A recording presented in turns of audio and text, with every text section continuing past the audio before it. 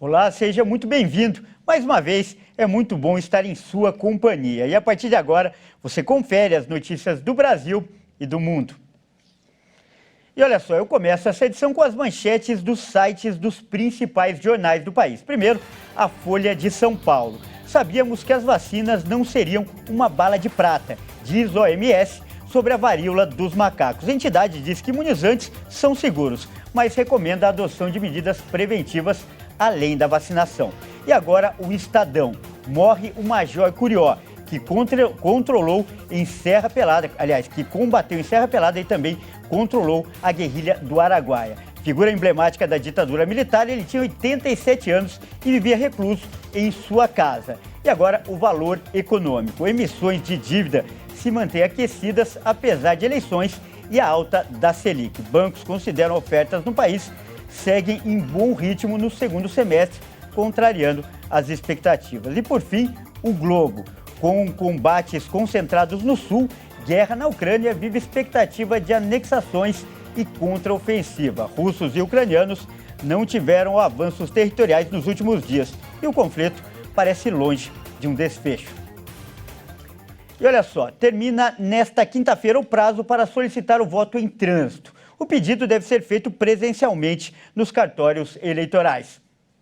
O eleitor que estiver fora de seu domínio eleitoral no dia das eleições deve se apressar para solicitar o voto em trânsito, tanto no primeiro turno, no dia 2 de outubro, quanto no dia 30 de outubro, no segundo turno. O eleitor pode votar fora de sua cidade de origem, mas para isso precisa fazer o pedido até esta quinta-feira, presencialmente nos cartórios eleitorais. Ele deve indicar onde vai votar desde que o município tenha mais de 100 mil eleitores. O Código Eleitoral prevê duas possibilidades de voto em trânsito. Quem estiver fora de seu domínio eleitoral, mas dentro do estado em que vota, pode participar das eleições para presidente da República, governador, senador, deputado federal, deputado estadual ou deputado distrital. Já quem estiver em outro estado pode votar apenas para presidente da República. Para votar em trânsito, o eleitor precisa estar com a situação regular no cadastro eleitoral. O Tribunal Superior Eleitoral informou que não é possível votar em trânsito fora do Brasil. Mas quem tiver o título de eleitor cadastrado no exterior e estiver em trânsito em território brasileiro pode votar para presidente da República. Olha, e agora uma dica legal para você. Empresas de comércio digital desenvolveram uma estratégia para combater o desperdício e ajudar o consumidor a economizar. É a Xepa Virtual, que oferece descontos de até 70%. O conceito de xepa se modernizou e agora produtos são vendidos mais baratos por causa de alguns defeitos ou então uma pequena deformação. Essas alternativas já são oferecidas por empresas, a maioria de e-commerce, para combater o desperdício e dar uma segunda chance a alimentos e outros itens rejeitados pelo comércio tradicional. Além disso, ajudam os consumidores a gastar menos nas compras. No caso dos legumes, verduras e frutas, são considerados alimentos fora do padrão desejado para a venda e nem chegam às bancas das feiras ou aos supermercados. Esse padrão está relacionado com a aparência do produto. Mas apesar de continuarem próprias para o consumo, muitas vezes acabam no lixo. Os alimentos próximos ao vencimento também são deixados de lado na hora da compra. E para evitar o desperdício, as empresas negociam diretamente com o produtor, fábrica ou estabelecimento a compra dos itens desprezados por um preço bem mais baixo, que pode ter até 70% de desconto, e vendem em plataformas digitais por meio de assinaturas ou aplicativos em dispositivos móveis.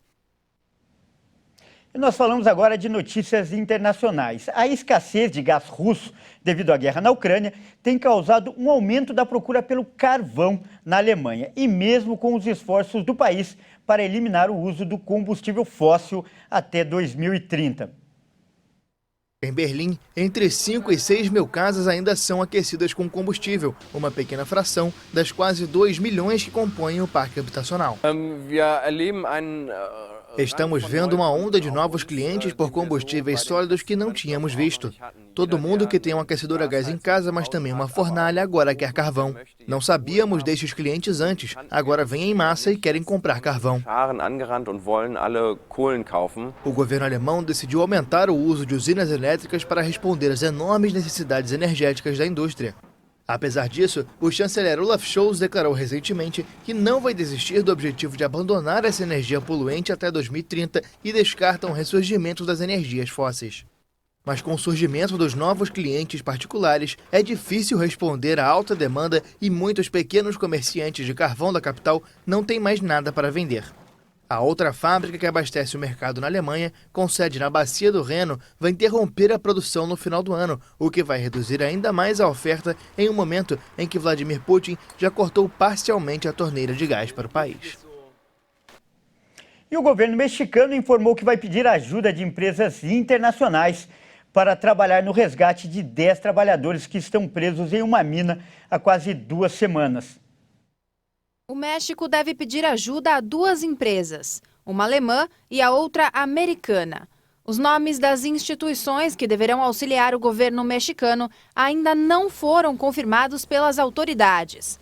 10 trabalhadores estão há quase 2 semanas confinados no subsolo da mina Pinabete, que fica na região norte do país. No dia 3 de agosto, uma parede do túnel desabou, provocando inundações em toda a mina.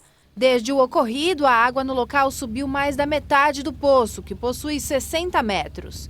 Equipes de resgate tentam extrair a água e detritos do túnel, para tentar facilitar o processo de resgate. Parentes dos mineiros presos disseram estar frustrados e cada vez mais aflitos, e culpam o governo por não agir mais rapidamente no resgate.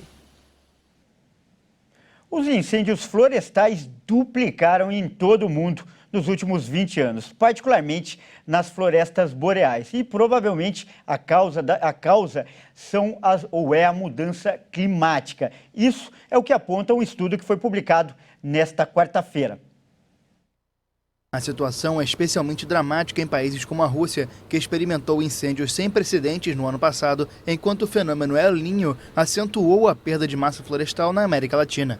O texto foi produzido em conjunto pela Global Forest Watch, pela World Resources Institute e pela Universidade de Maryland. Cerca de 70% da superfície devorada pelas chamas está concentrada nas florestas mais ao norte, nas regiões de Rússia, Canadá e Alasca, os maiores depósitos de carbono do planeta. A Rússia perdeu 53 milhões de hectares nos últimos 20 anos, o equivalente à área da França. A situação também é dramática no Brasil, que perdeu quase 10 milhões de hectares nesse período, o equivalente a 15% do total mundial. Os incêndios representam cerca de 1/4 da perda total de massa florestal desde o início do século, enquanto o restante é causado por desmatamento ou causas naturais, como tempestades e inundações. As ondas de calor, que secam as florestas e as deixam mais frágeis diante da ameaça das chamas, são 5 vezes mais prováveis hoje do que há 150 anos. Ao mesmo tempo, esses incêndios aumentam as emissões de gases do efeito estufa, que causam um ciclo de retroalimentação. Olha, e para quem não sabe, hoje é dia de mobilização do censo quilombola no país. O objetivo da data é convencer as lideranças desses territórios a participarem do levantamento do IBGE. E essa será a primeira vez que essa população será contabilizada. A repórter Maria Clara Leite tem mais detalhes. Pela primeira vez, o Censo Demográfico do Instituto Brasileiro de Geografia e Estatística vai contabilizar a população de comunidades quilombolas do país. Ao todo, o censo vai visitar cerca de 6.000 localidades para obter estatísticas oficiais sobre o número de quilombolas, onde vivem e como vivem.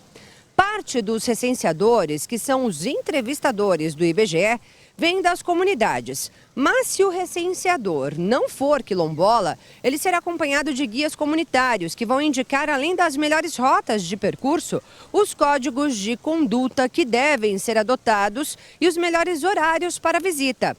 Entre as perguntas que serão feitas nos territórios estão se a pessoa se considera quilombola, a cor ou raça do entrevistado e o nome da comunidade onde vive. E olha só, para garantir o princípio de respeito às declarações do entrevistado, que não podem ser colocadas em dúvida pelo recenseador, existe um telefone para a denúncia. 0800 721 8181 é um número para onde a pessoa vai ligar, se identificando com o nome local da ocorrência, para então denunciar esse recenseador ou a pessoa responsável pela coleta de informações com os dados também dessa pessoa, como nome e número de matrícula. Informações essas que ficam no colete do agente. Obrigado, Maria Clara. E essa edição fica por aqui. Eu agradeço demais pela sua companhia e convido a continuar ligado em nossa programação. Até mais!